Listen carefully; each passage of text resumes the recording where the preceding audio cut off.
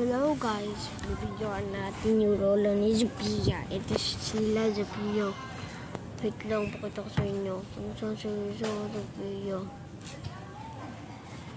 Ayun si Mamo. Ayun kuya ni Sophia. At saka ayun naman si Sophia. Yeah. Press, ito yung bahay nila. Sinasabi ko na may mga natin tayo sa katong nila. Ayaw nila maniwala sa akin, kaya ako na niya naghihinip ng luto. Ito kasi ng trip. Ayun si Sophia, ay nakakulay. Itim, yung may crush kay Kuya Ivan.